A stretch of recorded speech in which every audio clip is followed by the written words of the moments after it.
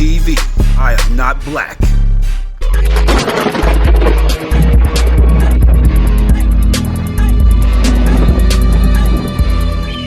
Wi-Fi technology, this is all old, watered-down, ancient technology. Let's get into it. This was an old-ass prehistoric phone that the archaeologists found. They estimate this phone to be 800 years old. This is claims from an archaeologist that they have dug up this old-ass 800-year-old phone. Then they try to throw you off by saying stuff like, this proves that time travel is real. But if we actually look at the language on the phone, this is ancient Babylonian and Sumerian text that's on this phone, which means this phone is ancient and been around since the pharaohs. Oh yeah, not to mention, they got depictions of Cleopatra holding the phone. They also have hieroglyphs of spaceships, and we all know what this is right here, helicopters. We really haven't evolved or have higher technology than the ancients. All of this shit is old, watered down technology. Please understand that. Let me know. Henceforth, it goes to show that we have been telling you over and over again, these beings cannot evolve. All right. Everything that they're using has already been created. The helicopter. And as you can see, the vehicles that we were driving, they were flying across the sky. They didn't have wheels on them. The vehicles that we operated were flying across the sky. All right. They were flying across the sky. That's what's called reverse engineering. All right. And we have a battle. This land is Atlantis.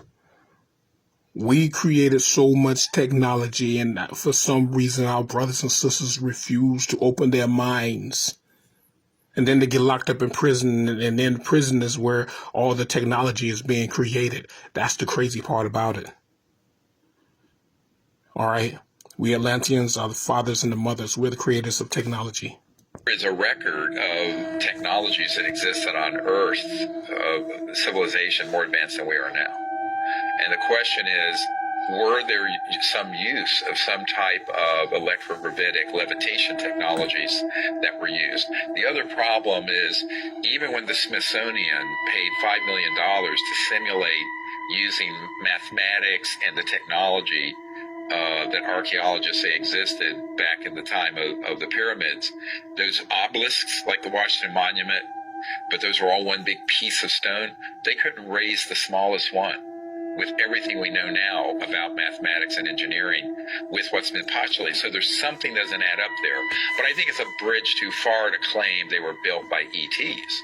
But they were certainly, their construction and the precision of the stones cut, how far they were moved, how they were put into place. There are a lot of questions I have, but I have no proof of how that might have happened, except the man I referred to earlier from Redstone Arsenal area, who is given material occasionally, is not always extraterrestrial. He has been given objects that are tens of thousands of years old or older, that are technological, that have been found in the ocean and elsewhere, that were of human origin and were extremely advanced technologies. So I believe that it's likely that on Earth, prior to the modern era, there have been civilizations far advanced beyond where we are, that for which we have very little record. And when that record is found, I think it's kind of swept under the carpet. You know, it's interesting. There were years ago when they did the Mars images, and they found that there were these obelisks and strange-looking objects on Mars. I went out to the Goddard Space Flight Center here outside D.C. to meet with Mark Carlotta and some other scientists there, and they said, yeah, it's been pixelated out for the public, but there are structures there. And they were very ancient, but we're talking millions of years old, millions. And I was out in California after I had disclosed this to some people, and a man came up to me from JPL, Jet Propulsion Labs, and I didn't know him. He knew who I was and said, Dr. Greer, here's the issue. you're right, those exist, but we can't disclose that. I said, why? It's not an operational ET device. It's not, it's old.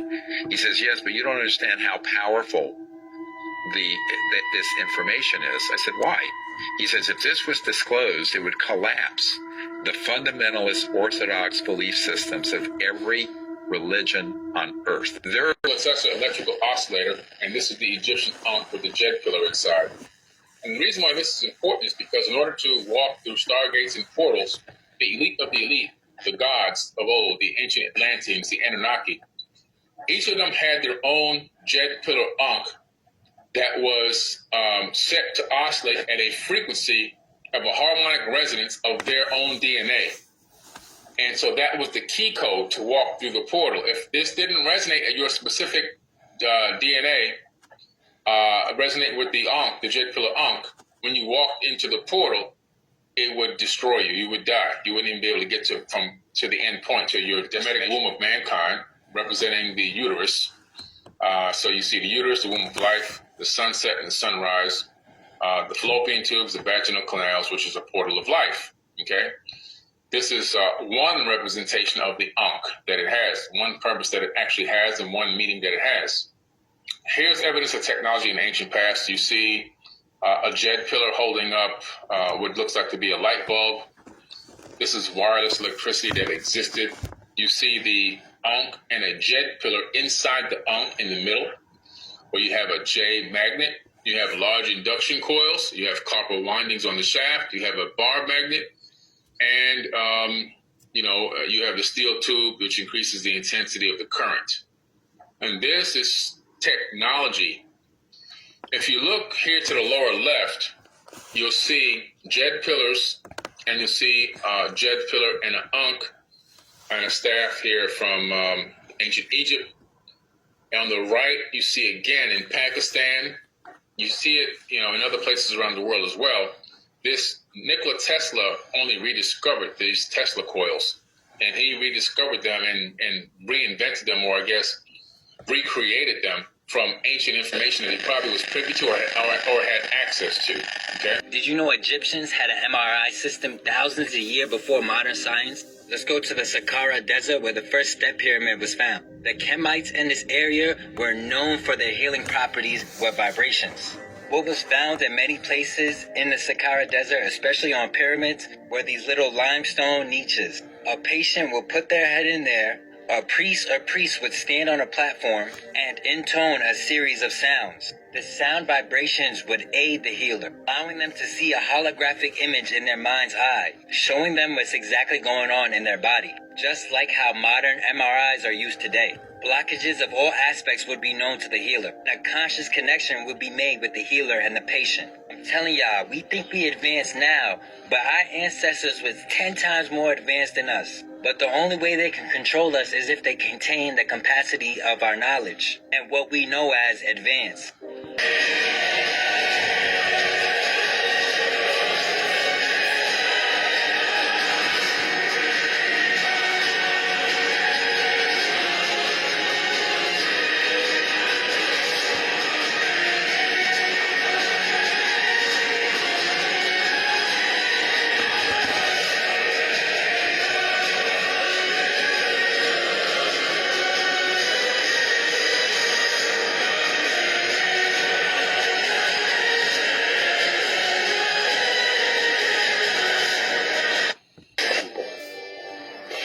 Did you know that in fact, those ancient temples was ancient technology?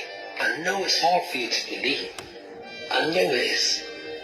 But you gotta ask yourself, how did they really build these temples? And I'm not talking about no little divvy temple, I'm talking about big, mass scale temples. We don't build temples like this anymore. We don't build buildings like this anymore, because what if I told you that these ain't even temples? These are power stations. These ain't just built with technology. This is technology. It's just too accurate and too precise. You can't build these with sticks and stones and slaves. You can't just build these temples for no reason. They must serve a purpose. And that purpose, my friend, is orgone energy. Orgone energy. Where we get the word organic, original, organ, orgasm, orgone energy. There was a few guys recently that did their own theories about this, but this is a real thing. This is no theory. This is ancient. This is technology. Old. All right. This right here is going to show you who the Moors are. All right. And they came with technology as well. No doubt, y'all. They came with ancient technology as well. These are the Moors. The sister up here is smiling because she thinks that she's African and she's not African. Or she may be. All right. Some of them are familiar to us, but they're not us. All right. These are the Moors. A long-lost tribe named the Somali Afar, rumored to have extraterrestrial ties, resided in seclusion, guarding ancient knowledge and forging a mystical connection with the cosmos. Whispers of their rituals and celestial wisdom echoed through the ages, captivating the imagination of those who sought to unveil the secrets concealed within the tribe's remote existence.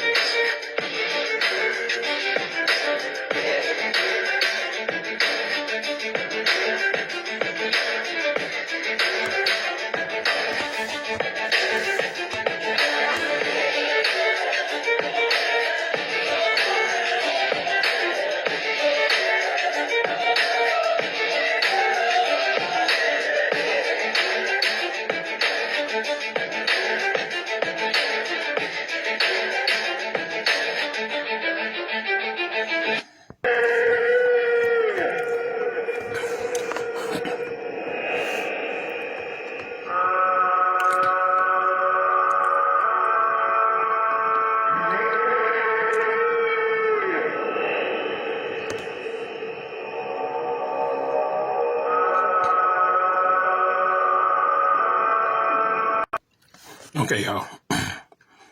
This one right here, this is a lot of information. Just take note that these whites always have to have themselves a part of this history, because they have no history. But this is our history, and this is something that myself, through this vessel, I've been telling everyone we got to get back to building and creating. All right. But those Moors are the ones who want to punish us for creating. But listen to what this guy has to say. All right. Listen to what he has to say. And just let's get the information from this, okay?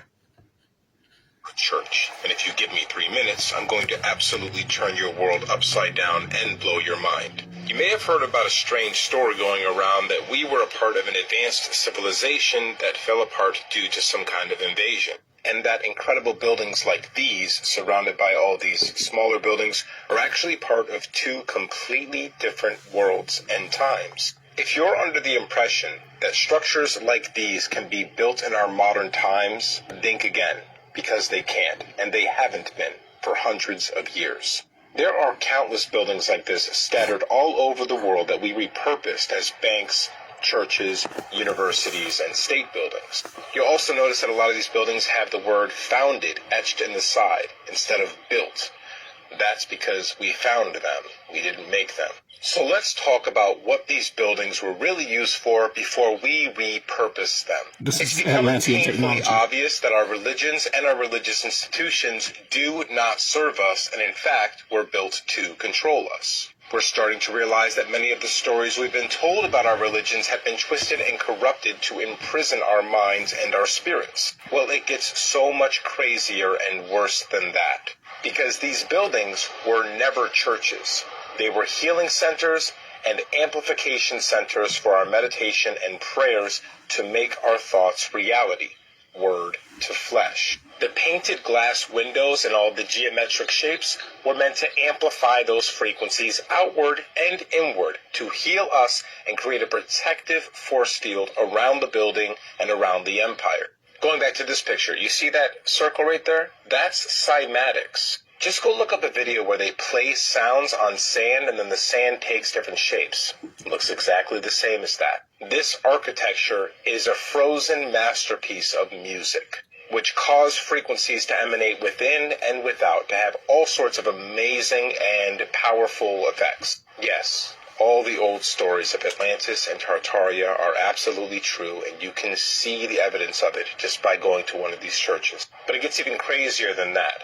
Look at the domes here. Look at those little circular balls. These are conductors, okay? We don't have a cross or the moon and the star here, and there's a good reason why. I'm just going to put this ugly modern church in the background while we talk about this so this can really sink in for you. All of our religious symbols like crosses and moons and stars were actually just carefully crafted antennae. They were shaped that way to pull energy into the building. And now just think about how you have defined your entire life based on these symbols, defended them, fought other people over them, thought you were worshiping a god through that symbol. They are laughing in our face. And guess what? It gets even crazier in part 2 when we talk about the Orgone generator. Welcome to part 2 of A Church is Not a Church, and it never was. Every single old world church you've ever walked into was not a church. It was just repurposed to appear as a church. Like this incredible masterpiece, St. Peter's Basilica. Why don't we build buildings like this anymore? Really ask yourself this. Anyway, in part 1, we explained how all of these old world churches were actually healing centers and amplification centers for the free energy that we use to pull from the atmosphere and from the spiritual realm. We basically figured out zero-point energy, and this is why Atlantis and Tartaria were so powerful. In this video, we're going to be focusing on one small piece of this technology inside of these buildings, and that is the confessional box. The confessional box was not for you to confess your sins. The confessional box was meant to heal you.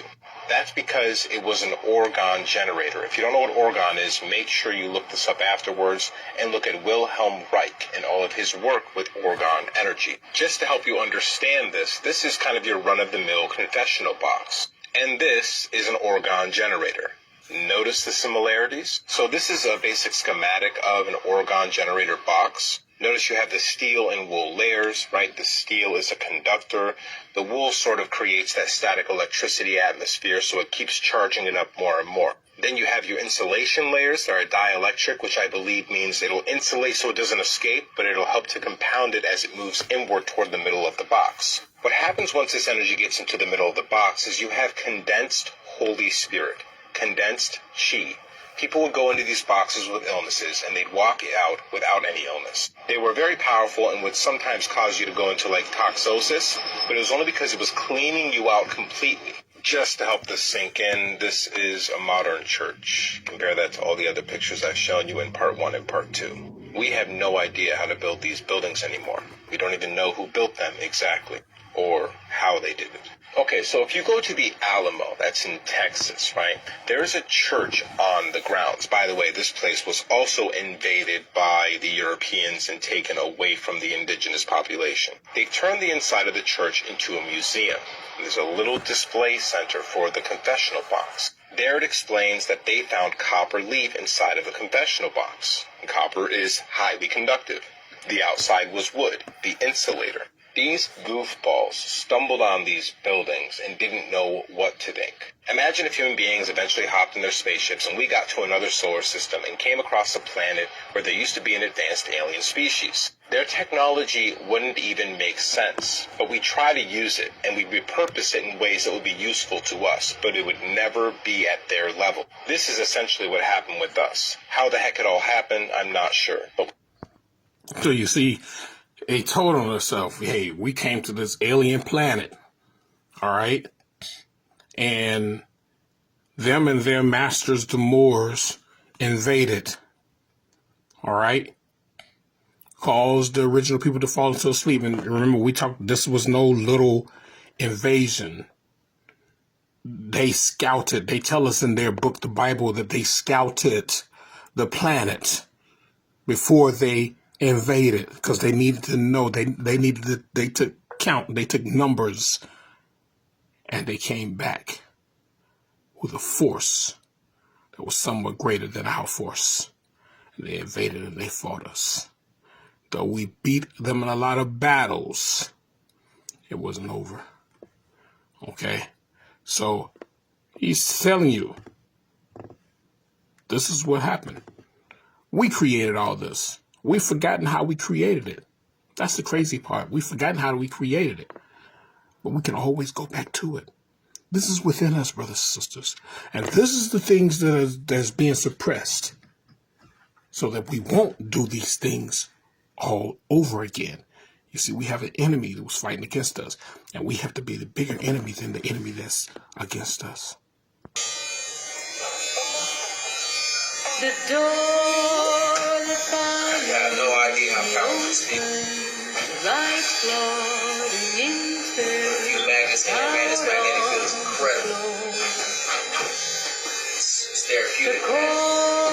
I don't know what's going to have a long-term effect, man, but it's going to feel good. I feel like my nervous system's being reactivated or something. Everywhere, across my nerves. Every step, every beat, So all these spheres that are buzzing around Earth are most likely remnants of an ancient planetary defense system that some civilization created to protect us from off-world entities and extraterrestrials. But that civilization that created it, probably the Atlanteans, is no longer here in mass, but we still have this defense system. We still have these spheres that are buzzing all around our Earth. And I'll show you some startling evidence in this video that'll really make you think way differently about the history of humans, about our place in the cosmos, and about what's really going on between this battle of good and evil, this battle of ET races, where humans fit into this whole weird puzzle. I'm Jordan, live and kicking. Hope you're doing amazing today. So, this picture right here is outside of the Vatican. The Vatican. And we already know they're not telling us everything they know, obviously. But why do they have this gigantic sculpture of this sphere, this ominous-looking sphere outside the Vatican, okay? Well, it's not just at the Vatican. After the Vatican commissioned the artist to make this sphere, they made a whole bunch more and put them at the United Nations headquarters. Put them at all sorts of universities around the world. These things are around the world. Now, you could just say this is art, right? Okay, but let's get into the spheres here. Not only do we have a sphere, there's a famous Betts sphere. The Betts family in Florida was out looking at this brush fire, and they found this sphere in a field. And there's been several others found. And this sphere, they took it home, and the dad, like a few days later, was playing guitar, and the sphere started moving on its own, and it started vibrating and making this humming noise to the guitar. And he was like, whoa, this thing is interacting with not only us, but with the sound, right? And this sphere has been studied by big names, Gary Nolan and others, and they don't think it has any on-world, or they don't think it has any human explanation, okay? So, on top of that, we have things like the Mosul orb, which is a military satellite photograph of this metallic orb that is flying over Mosul, Iraq during wartime. So it tracked it. This is just a still shot, but the satellite actually tracked this orb floating all around. And no propulsion, no heat signature, no anything. Now on top of that, we have reports of these orbs at nuclear bases, shutting down nuclear silos, turning nuclear missiles offline, doing all sorts of weird, crazy things that no one can stop and no one can control. Then, going back to, like, say, the World War I and II times, we had what were called Foo Fighters. And Foo Fighters was essentially these orbs that were harassing our airplanes, basically. They didn't know what they were. They all thought it was Nazi technology. They thought it was Russian technology. No one knew what it was because they couldn't explain it. But there were these orbs that were just buzzing airplanes right and left, right? And driving people crazy. There's tons of reports of these orbs, and no one could explain it. They never did anything nefarious. They never downed a plane or hurt anybody, but they were everywhere, okay? And even today, if you start analyzing photographs of UFOs, right, and of space shuttles, and of rocket launches, and all this stuff, usually when you see a picture of a UFO, you just focus on the UFO. You're like, that's a UFO. I don't care about anything else in the picture. But when you actually go and look at old pictures of UFOs, you start seeing dots all around the UFOs. You start seeing these orbs everywhere. But no one was noticing them in the past because, like I said, if you see a picture of a UFO, you just look at the UFO. If you see a flying saucer, you're looking at the flying saucer. You're not noticing these little balls around it, right? Well, the orbs are everywhere. So what are these orbs? They are buzzing all around our Earth at all times, right? Tons, thousands of reports of them, thousands of photographs of them. What are they? Well, there's a dude named Patrick Jackson, really cool guy in England, and or Ireland. England or Ireland. He has a weird accent. Anyways, he is a computer programmer. He's an IT specialist. And his specialty is like decoding systems and reverse engineering things and figuring out how systems work and that kind of stuff. He's in IT. So he started seeing these orbs over in, I think it's England. And he started looking into it and trying to figure out, okay, what are these things? And he found out all these links between the orbs and like paranormal things happening, haunted houses, ghosts, and that kind of stuff. And he was able to, he deep dived on this for years, wrote a book, and for a while no one cared about him. I've been talking about him for a while now. Now he's starting to kind of hit mainstream because people are really starting to look into these orbs. I mean, the freaking Pentagon released that Mosul orb satellite picture, and no one can explain it, okay? And they just kind of glossed over it. They're getting us ready for this. What he was able to deduce through his intense research is that this is a global defense system, because what's happening, and we have lots of reports of this too, is when there's a UFO that say is not supposed to be here, they circle it and they either run it off or they shoot it down.